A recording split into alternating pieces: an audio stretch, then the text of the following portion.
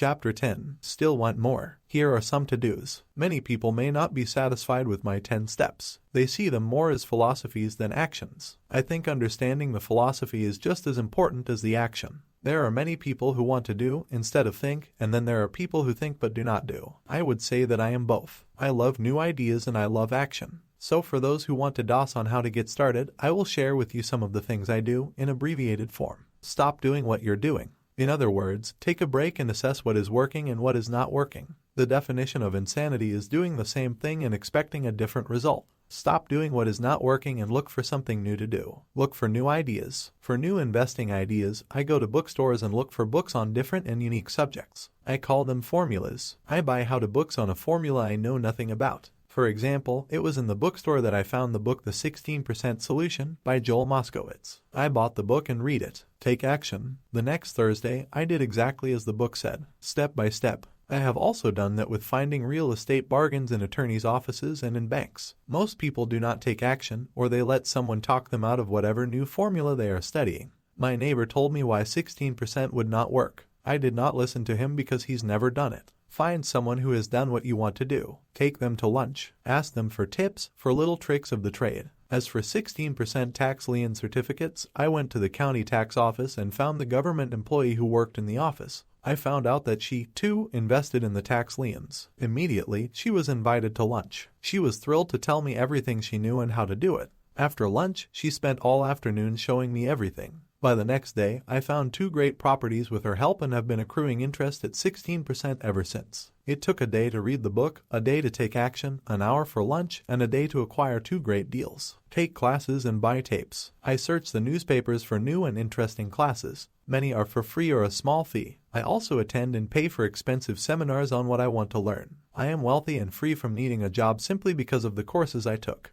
I have friends who did not take those classes who told me I was wasting my money, and yet they're still at the same job. Make lots of offers. When I want a piece of real estate, I look at many properties and generally write an offer. If you don't know what the right offer is, neither do I. That is the job of the real estate agent. They make the offers. I do as little work as possible. A friend wanted me to show her how to buy apartment houses. So one day she, her agent, and I went and looked at 6 apartment houses. 4 were dogs, but 2 were good. I said to write offers on all 6, offering half of what the owners asked for. She and the agent nearly had heart attacks. They thought it would be rude, that I might offend the sellers, but I really don't think the agent wanted to work that hard. So they did nothing and went on looking for a better deal. No offers were ever made, and that person is still looking for the right deal at the right price. Well, you don't know what the right price is until you have a second party who wants to deal. Most sellers ask too much. It is rare that a seller will actually ask a price that is less than something is worth. Moral of the story, make offers. People who are not investors have no idea what it feels like to be trying to sell something.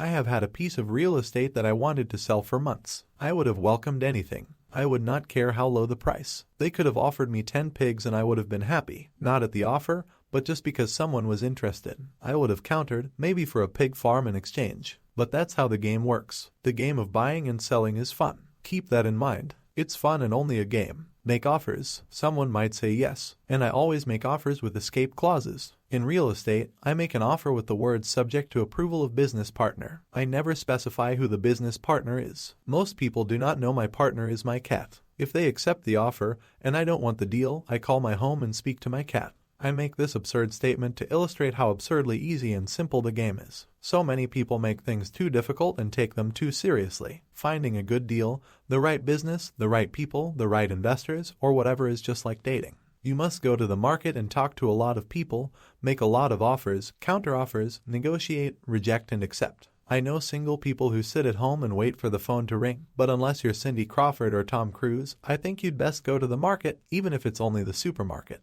Search, offer, reject, negotiate, and accept are all parts of the process of almost everything in life. Jog, walk, or drive a certain area once a month for 10 minutes. I have found some of my best real estate investments while jogging. I will jog a certain neighborhood for a year. What I look for is change. For there to be profit in a deal, there must be 2 elements, a bargain and change. There are lots of bargains, but it's change that turns a bargain into a profitable opportunity. So when I jog a neighborhood I might like to invest in. It is the repetition that causes me to notice slight differences. I notice real estate signs that are up for a long time. That means the seller might be more agreeable to deal. I watch for moving trucks going in or out. I stop and talk to the drivers. I talk to the postal carriers. It's amazing how much information they acquire about an area. I find a bad area, especially an area that the news has scared everyone away from. I drive it for sometimes a year waiting for signs of something changing for the better. I talk to retailers, especially new ones, and find out why they're moving in. It takes only a few minutes a month,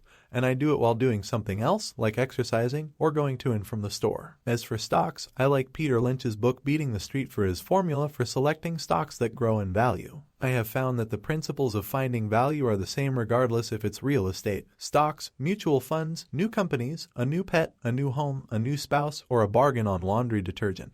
The process is always the same. You need to know what you're looking for and then go look for it. Why consumers will always be poor. When the supermarket has a sale on, say, toilet paper, the consumer runs in and stocks up. When the stock market has a sale, most often called a crash or correction, the consumer runs away from it. When the supermarket raises its prices, the consumer shops elsewhere. When the stock market raises its prices, the consumer starts buying. Look in the right places. A neighbor bought a condominium for $100,000. I bought the identical condo next door to his for $50,000. He told me he's waiting for the price to go up. I told him that his profit is made when you buy, not when you sell. He shopped with a real estate broker who owns no property of her own. I shopped at the foreclosure department of a bank. I paid $500 for a class on how to do this. My neighbor thought that the $500 for a real estate investment class was too expensive. He said he could not afford it and he couldn't afford the time. So he waits for the price to go up. I look for people who want to buy first, then I look for someone who wants to sell. A friend was looking for a certain piece of land. He had the money and did not have the time. I found a large piece of land larger than what my friend wanted to buy, tied it up with an option, called my friend and he wanted a piece of it. So I sold the piece to him and then bought the land. I kept the remaining land as mine for free. Moral of the story, buy the pie and cut it in pieces. Most people look for what they can afford, so they look too small. They buy only a piece of the pie, so they end up paying more for less. Small thinkers don't get the big breaks. If you want to get richer, think bigger first. Retailers love giving volume discounts simply because most business people love big spenders. So even if you're small, you can always think big. When my company was in the market for computers, I called several friends and asked them if they were ready to buy also. We then went to different dealers and negotiated a great deal because we wanted to buy so many. I have done the same with stocks. Small people remain small because they think small, act alone, or don't act all. Learn from history. All the big companies on the stock exchange started out as small companies. Colonel Sanders did not get rich until after he lost everything in his 60 seconds. Bill Gates was one of the richest men in the world before he was 30. Action always beats inaction. These are just a few of the things I have done and continue to do to recognize opportunities. The important words being done and do. As repeated many times throughout the book, you must take action before you can receive the financial rewards. Act now.